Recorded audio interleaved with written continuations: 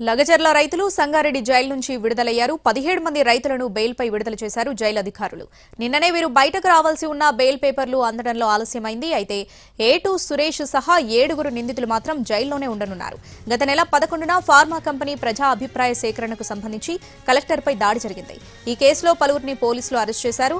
37 రోజుల తర్వాత రైతులు బెయిల్పై బయటకొచ్చారు.